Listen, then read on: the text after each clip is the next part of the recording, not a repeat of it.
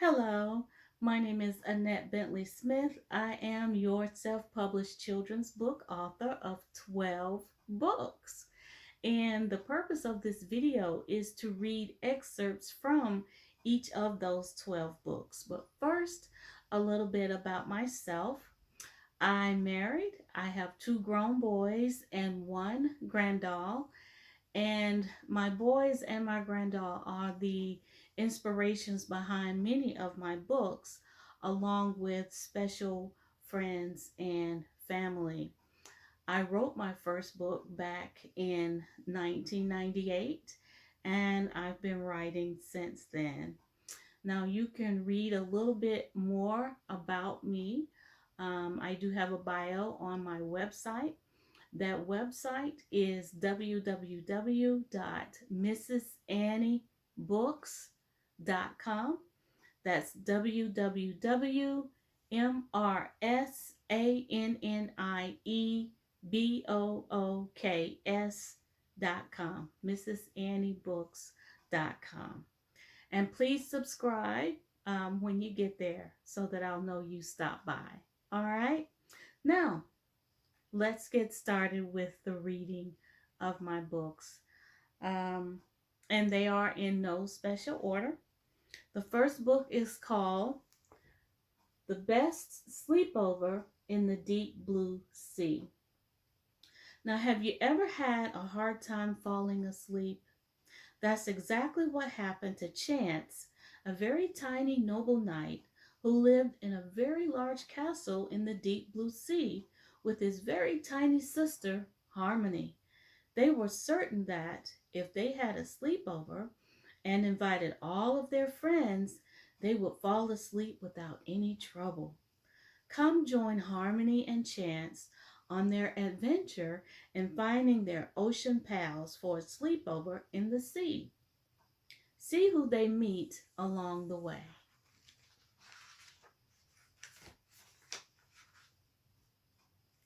Once upon a time, there was a very tiny princess who lived in a very large castle under the sea. She lived on one side of the castle, and her brother, the very tiny noble knight, lived on the other side.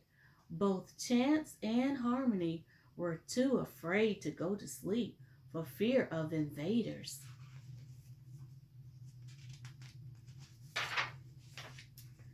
Let's have a sleepover, Harmony suggested.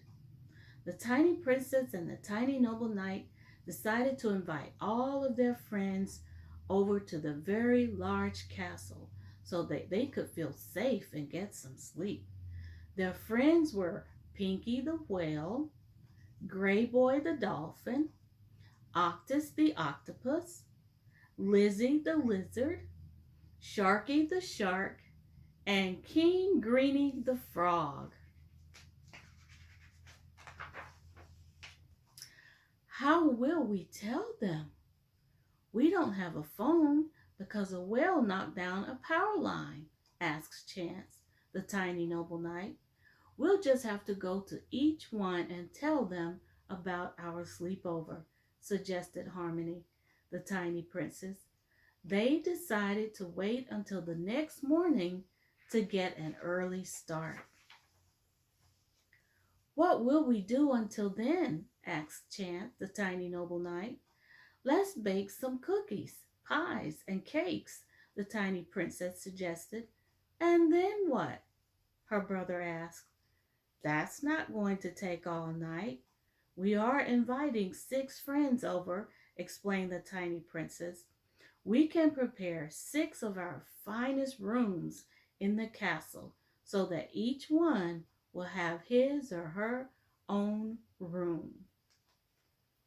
So that's the best sleepover in the deep blue sea. Book number 2. To Nana with love from me. The little girl inside this book has 2 grandmothers. They are both called Nana. Look inside and read the letter she has written to them. How many grandmothers do you have? What do you call them?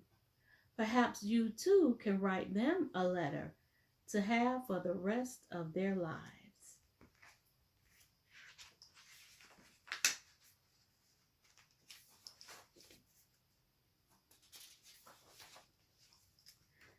Now, this book is written in poetic form. Here's a story about me and two grandparents that I love. There's also a letter you must see.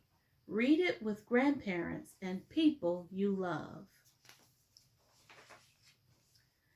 They came closer as I lay in Mama's arms, one on the left and one on the right. They both had wide grins of charm. I wanted them to hold me all night.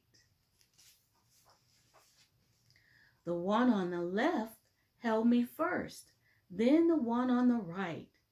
She gave me a bottle to quench my thirst, while the other one watched under bright lights.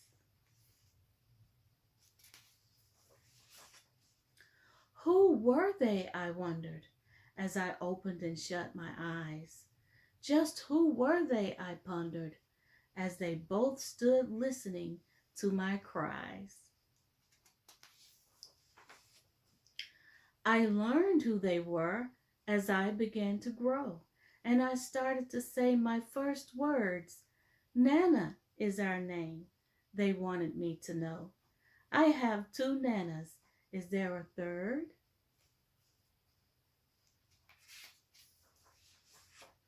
They both live in different homes. They both have to share me. I will never have to be alone, and they will love me unconditionally. Here's what I'd like to say to the both of you. I pray these words go a long way and last your whole life through. So that's two Nana, and you can see the number two. To Nana, with love from me. There's also a book that accompanies this one, and it is called To Granddad, with love from me. And the little girl inside this book has two granddads. Look inside and read the letter she has written to them. How many granddads do you have? What do you call them? Perhaps you too can write them a letter to have for the rest of their lives.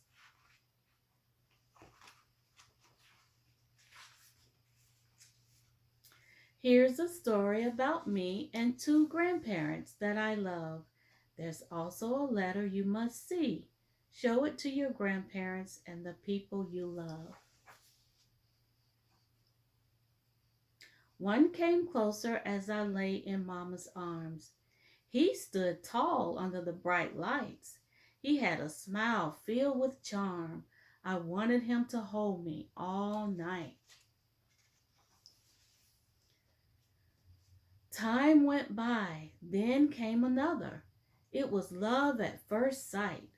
One hand was rubbed, then the other. I was picked up gently and rocked just right. Who were they, I wondered, as I looked from left to right? Just who were they, I pondered, as I held onto their finger with all my might.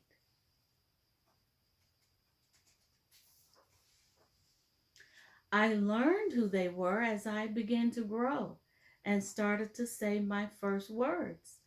I'm your granddad, they wanted me to know. I have two granddads. What in the world?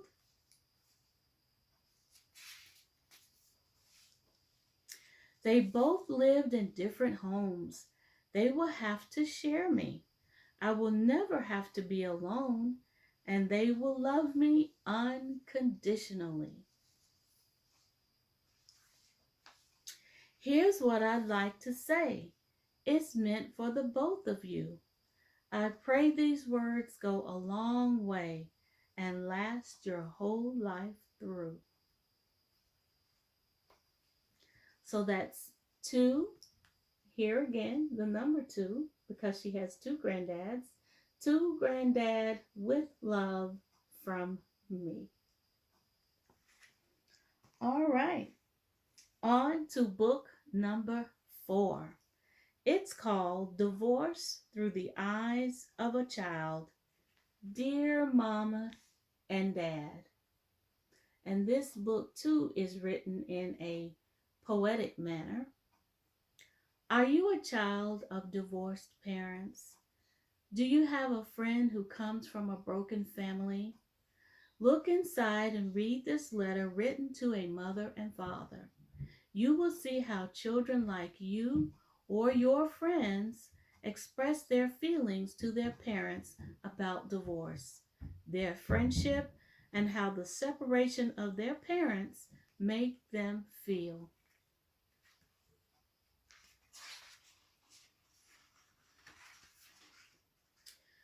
We used to be a family. Then you walked out the door angrily. Then 3 became 2, and that made me sad and blue.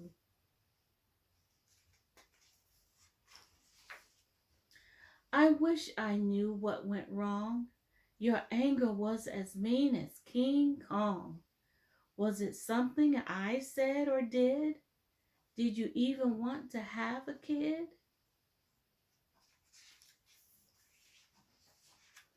Your voices would rise as high as the sky.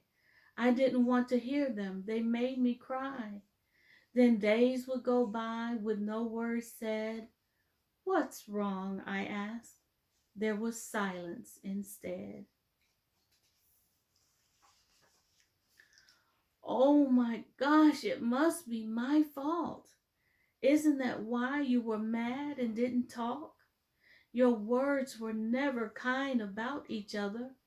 It was always one bad word said after another. How and why did it get this way? Mama, why didn't you let Dad stay? Dad, didn't you love Mama so? Why did you have to let her go? Things were said and done in front of me, things that were not good for any child to see. I just want you both to be nice so that I won't be affected later in life. So that's Divorce Through the Eyes of a Child. Dear Mama and Dad. Book number 5. The Miserable Life of Tack, the Aluminum Can. Life for Tack, the aluminum soda can, had been hard, downright miserable. He sat on the desk of a psychologist day in and day out. He was tired of listening to everybody else tell their story. He had been popped, drained, smashed, bashed, and trashed. He decided to be the one on the couch this time to tell his story to Dr. Psych. This book will expand your imagination and encourage recycling. That's The Miserable Life of Tack, the Aluminum Can.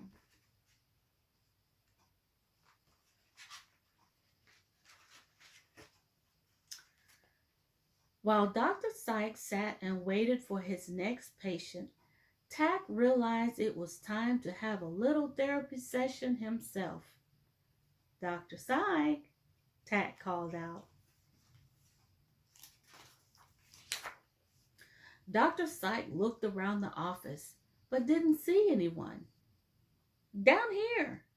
Dr. Sykes looked at the aluminum can sitting on his desk.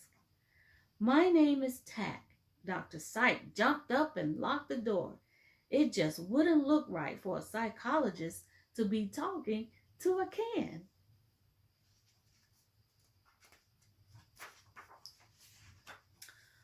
What's the problem, Tack? My life, he sobbed. Tell me about it, he suggested. Tack shivered at the thought of having to recall his past. He gazed longingly out the window. Well, it all started when I was born from Mama Bauxite. I was formed, molded, shaped, filled with liquid, and stored on a shelf in the refrigerator at a store. I sat between my two awesome best friends, Max P and Fanta.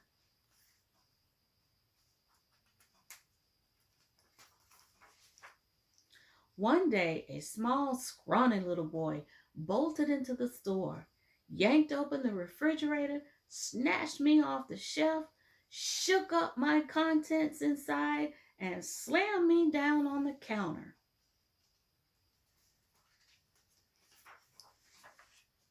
He shook me so hard, I felt as if I was going to blow right then and there.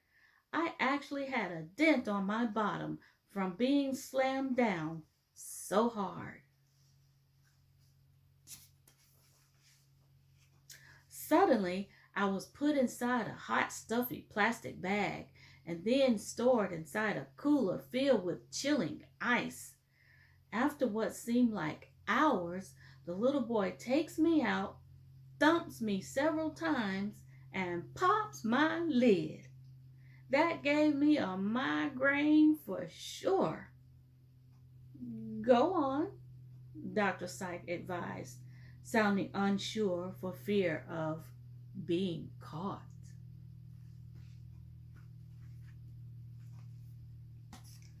All right, the next book. What color am I? This was my very first book that I wrote back in 1998, but it took a few years to get it properly illustrated. What color am I?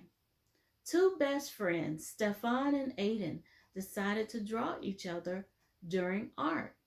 When Aiden picks up a black crayon to color his friend Stefan's face, he gets angry. To him, the color black is what it literally looks like. Did Stefan misunderstand what Aiden was trying to say by coloring his face black?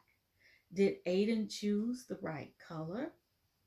Miss Stella has something special for the boys to help them with their dilemma. What is it?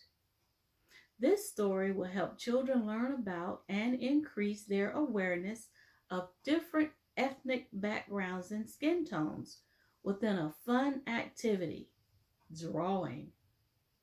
What color are you?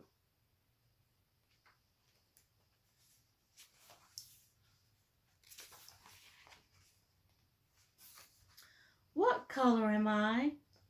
That's a question Stefan asked his teacher one day after getting upset with one of his friends. On a cold, rainy Friday in a small town called Griffin, Stefan and his class had to stay indoors to play. There were several areas in the classroom that Stefan and his friends could choose to play in. They had the computer center where they could play different games and learn at the same time. Only two children were allowed on the computer at a time so that it wouldn't get broken and everyone could have a turn. In the next part of the classroom was the reading area. There were several bookcases with lots and lots of books to choose from. Large ones, small ones, fat ones, skinny ones, funny ones, and not so funny ones. A table was there too with headphones and books with CDs, just in case someone wanted to sit there to listen and follow along in the books. In another part of the room were the art and paint area. Stefan chose to play in the art area. He had to choose someone to play with him, so he chose his friend Aiden. The boys were best friends because they lived right next door to each other and always played together. Miss Stella, their first grade teacher, gave them a basket of crayons, construction paper, and markers to use. What do you want to draw? Stefan asked. I have an idea, Aiden shouted. Let's draw each other. That's a great idea, Miss Stella said, smiling. Here are two pencils. Draw the outline of yourselves first, like the head, arms, hands, legs, and feet. Don't forget to fill in the eyes, nose, ears, mouth, fingers, and toes. Then color your pictures last. Yes, ma'am, the boys said together. Miss Stella walked around the room to see what the other children were doing. While she was away, Stefan and Aiden started on their drawings.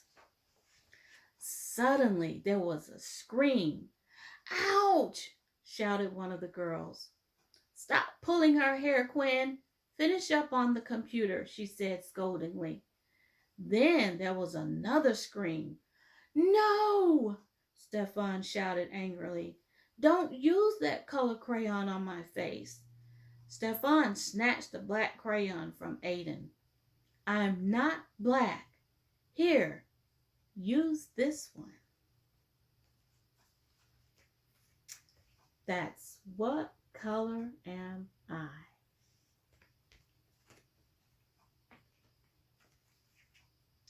Next, we have, would you want to be me? This is written in a poetic form. About the book, would you like to know what it would be like to be us? We have wondered what it would be like to be you, too. There is some good and not so good to being us. By the end of the story, you may all be happy just to be you.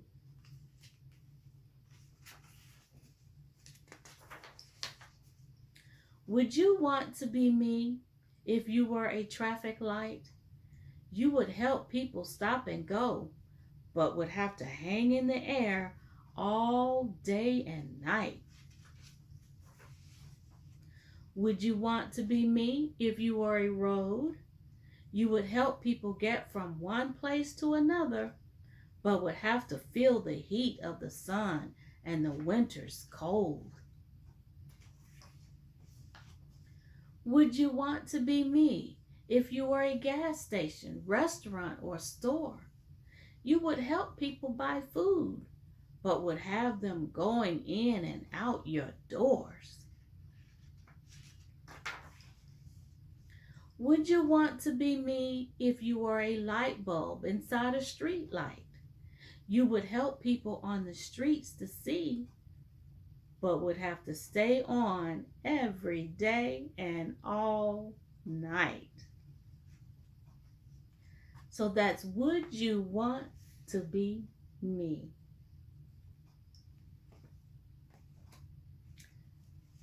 Thanks for hanging in here with me. We have just a few more books to go. The next story is called Sam and Mel, a horse story. Winston Churchill was famously quoted as saying, "The outside of a horse is good for the inside of a man." All sorts of people, from little girls to old men, have been captivated by horses. As it turns out, horses are particularly good for children and have exceptional benefits for children with emotional or behavioral issues. Horse programming has many benefits for both children and adults. Horses readily give their hearts to their human partners and will take you for a ride that will change your life for the better. If you have a child, or if you're a child at heart, find a horse program near you and start riding. And that's from Psychology Today. Now, a bit about the book. Have you heard of Take a Child to Work Day? Well, Mel, a 5-year-old bright, smart, and caring little girl, went to work with her dad. She had no idea that she would fall in love with a horse named Sam. He was used to children. He was part of a special program to help them with emotional and behavioral problems. When Sam met Mel, they immediately discovered they were kindred spirits. They formed a bond so special that they were literally able to talk to each other. He helped her learn to behave, trust, talk about her feelings, and be responsible. One day, Mel went to visit Sam, but he was no longer there. What happened to him? Would Mel see Sam again? She began to cry, but her dad was able to soothe her fears and change them to cheers.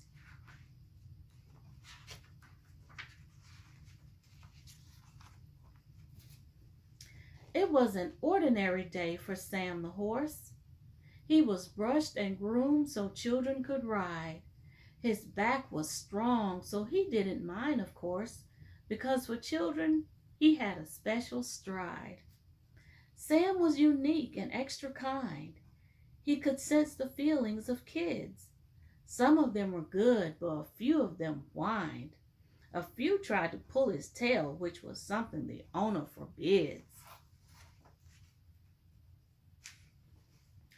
Sam had big, beautiful hazel eyes.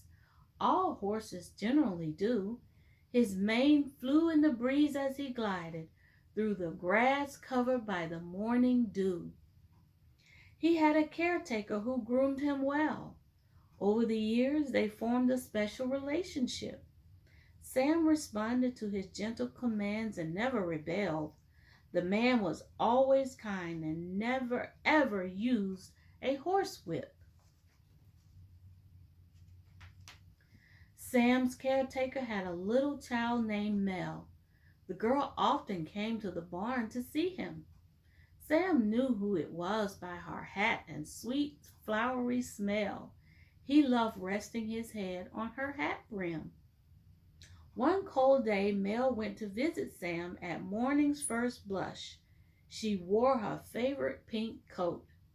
She noticed Sam had a special pink finishing brush for his face, ears, and under his throat. Sam loved Mel's attention so much that he even let her braid his tail. And Mel loved and adored Sam so much. "If anyone hurts you, I'll get 'em," she yelled. Sam neighed and nodded his head. He picked up on how Mel felt. "I'm so happy you will," Sam said. Suddenly, Mel froze as she tightened the horse's saddle belt. That's Sam and Mel, a horse story. Next, we have shared love. Do you know what co-parenting means?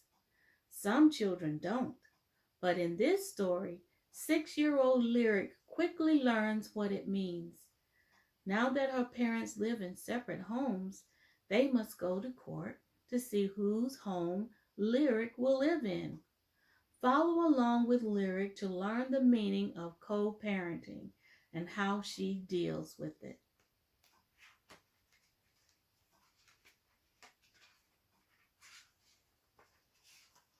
Lyric peeked through the crack of the courtroom doors. Pow! The gavel came down with a loud thud on the big brown desk. She wondered who she was going home with. She couldn't understand what was going on and what was being said. 6-year-old Lyric sat down on the bench in the hallway of the courthouse with a counselor named Jules. "Are you okay, dear?" she asked. Lyric nodded her head. "Oh, yes, ma'am." She leaned back on the bench and closed her eyes. Softly, she started singing a song she and her Nana often sang together. "You are my sunshine, my only sunshine. You make me happy when skies are gray." Lyric stopped in the middle of the song, looked up at the counselor and said, "Miss Jules, my sky is gray." I'm sorry, Miss Jules replied. The sun will shine again. Like it used to when Daddy and Mama were happy? Lyric asked.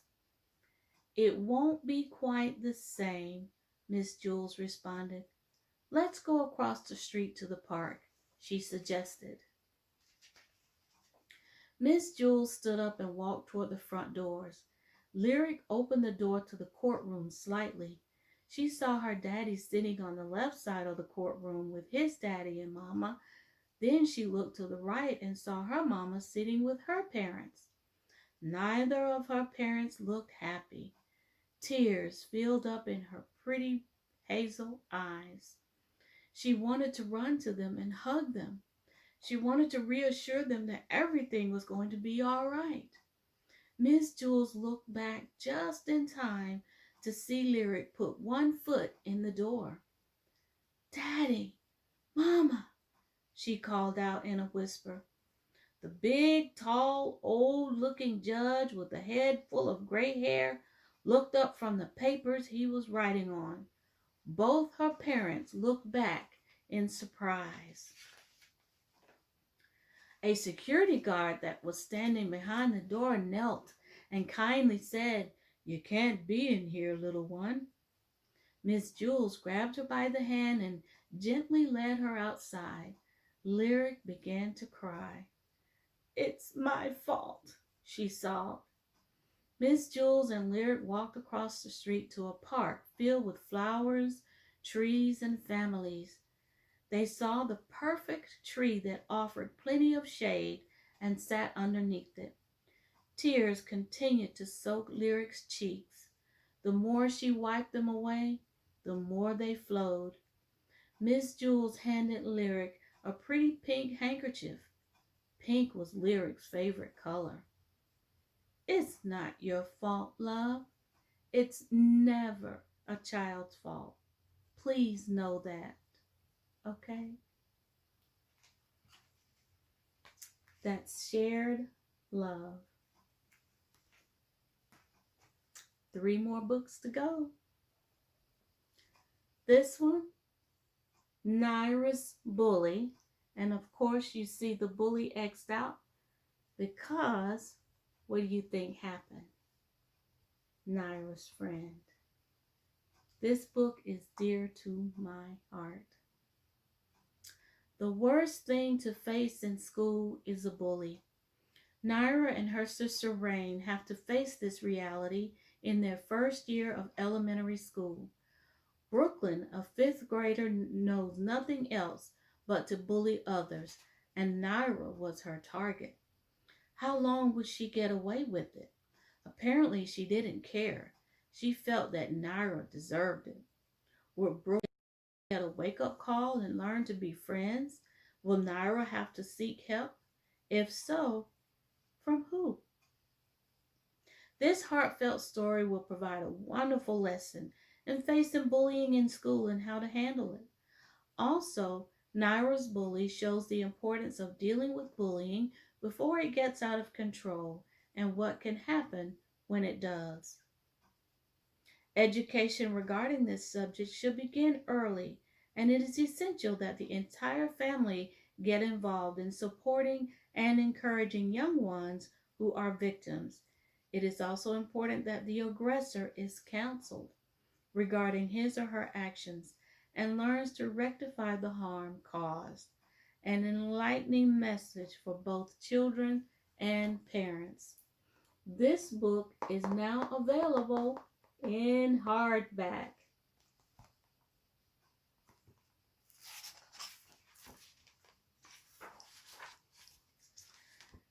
Naira sat up in her bed. She stared out the window and watched the sun play hide and seek. In and out it went between the clouds as it rose.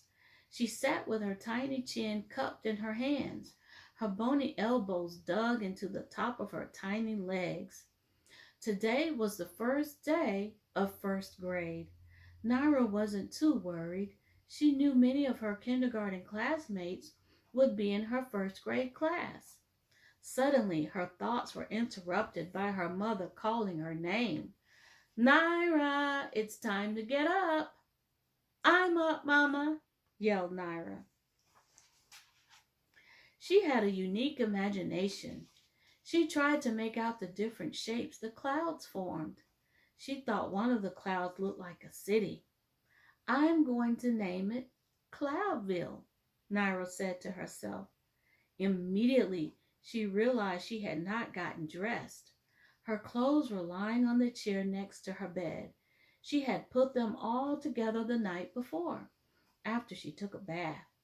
She and her family had gone shopping for school clothes, supplies, and backpacks the week before, like they loved to do every year. The only thing left to do was eat, brush her teeth, and get dressed. Her hair had already been braided and hung to her shoulders with multicolored beads. Naira realized she wanted to be the first one in the bathroom and raced down the hallway, but her brother and sisters were already downstairs eating breakfast. She had spent too much time daydreaming and watching the clouds play hide and seek in Cloudville, so she quickly finished what she needed to do. Afterward, she jumped down the stairs 2 steps at a time and made her way to the kitchen. Hurry, my little sugar cubes, her mama said wittingly. That was her pet name for the kids. The bus will be here soon, she reminded them.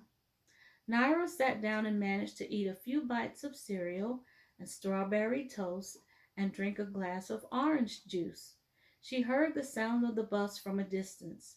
She, along with her brother and sisters, raced upstairs, grabbed their backpacks, and ran to the bus stop just in time to see it barreling down the road.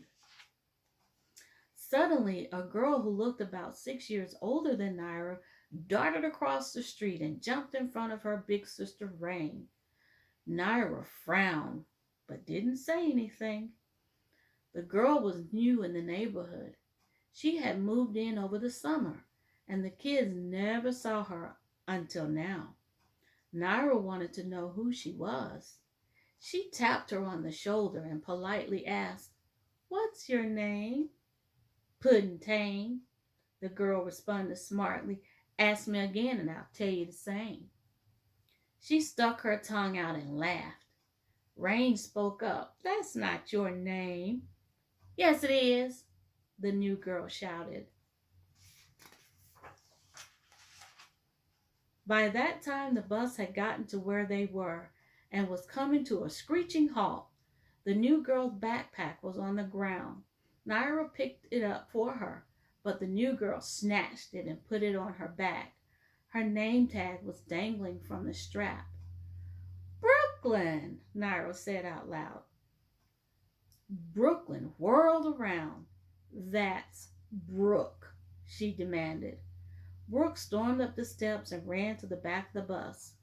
The sign on the steps said, "No running," but she paid no attention to it. The bus driver eyed her in the mirror. Naira and Rain decided to sit midway of the bus. They didn't want to deal with moody Brooke. Their baby sister Lundy, who was just starting kindergarten, sat across from them. Their brother Myron went to the back of the bus with Brooke. So that's Naira's bully, Naira's friend. And again, it's now available in hardback. I'm excited about that. All right, guys, 2 books to go. And these are my latest. They were just released about 2 weeks ago.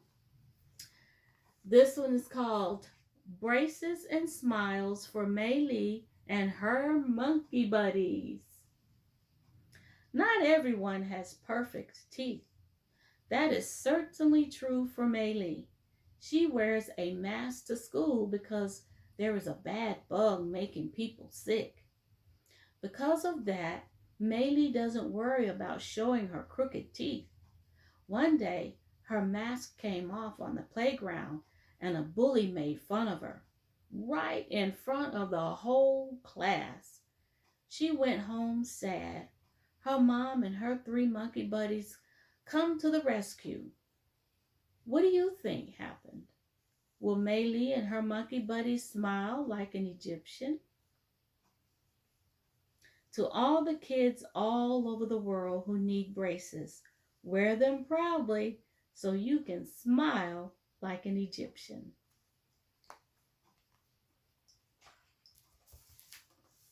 And this book is only available in hardback. Softback will be coming soon.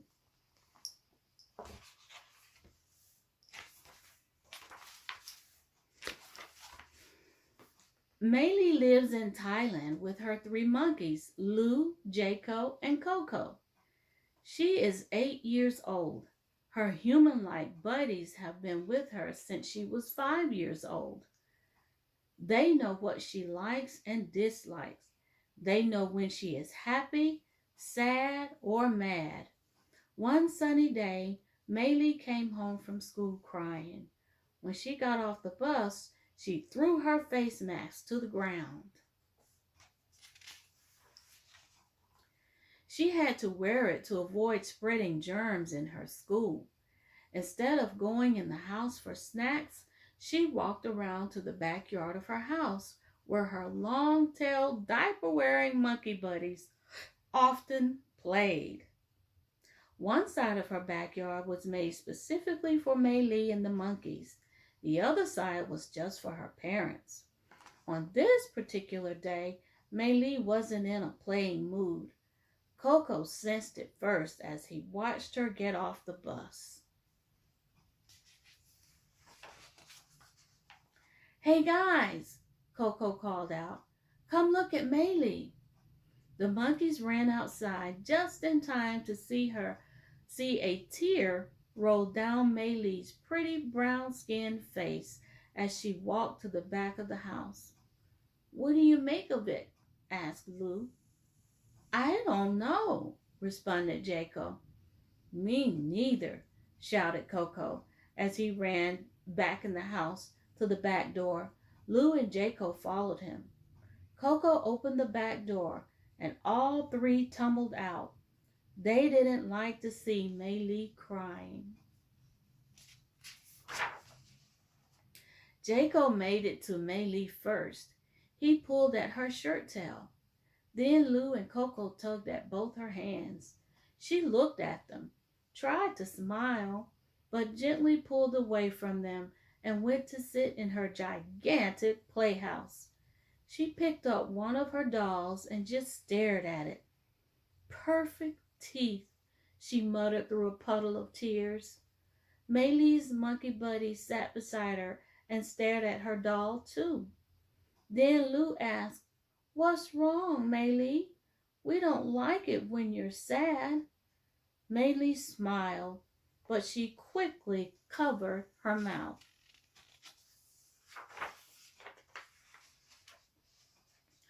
"Why did you do that?" asked Lu. "We want to see you smile, not cry." "Yeah," Jaco and Coco said at the same time. Mei Li stood up and walked towards the monkeys' play gym. She took her doll with her. She leaned against the monkey bars and cried even more.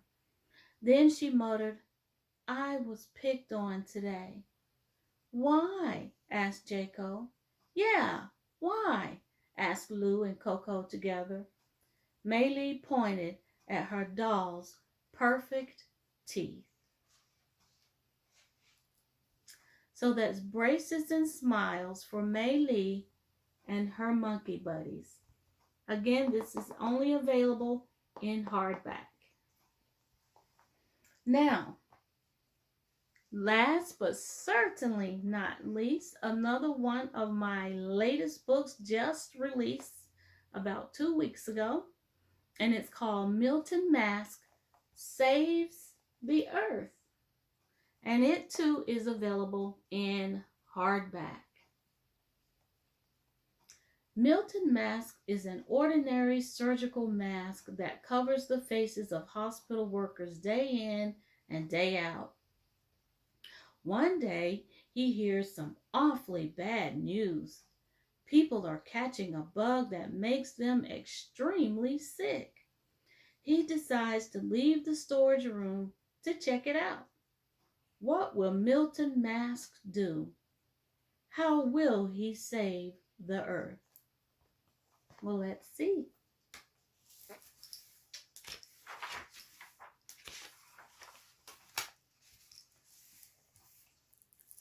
Milton Mask stretched and yawned. It was going to be another regular day. He covers the noses and mouths of the same people, all of them in the same old way. Milton Mask lived in a hospital, stuffed in a box and bored in a storage room. One day, the door was left open, and he heard some awful news coming from a patient's room. He managed to make his way off the shelf. He was careful not to bother the other masks. Step by step, he made his way out the storage room, which was a hard task.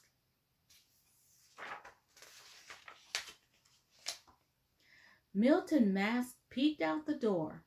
He made sure to look left and right. He ran across the hallway fairly quickly so as to hear the news that caused a lot of fright. Milton Mask climbed on top of the chair and listened to the news anchor Tasha give. Let me read that again. Milton Mask climbed on top of the chair and listened to the news anchor Tasha give the bad news. He climbed higher on top of the chair and saw a little boy who had the blues. The bad bug was making people terribly sick. It caused people to cough and sneeze. It made people have to stay indoors. What an ugly, horrible, and dreadful disease. So that's Milton Mask saves the earth. Well, that's it. And I want to thank you so much for hanging in here with me as I read excerpts from the 12 books that I have written so far. And stay tuned. There are many more books to come. Please share this video. Please like the video down below. And please leave a comment. And why don't you go ahead and subscribe to my channel while you're at it. Okay? I hope you enjoyed all 12 books. I look forward to hearing that one or all of these books made it to your children's bookshelf.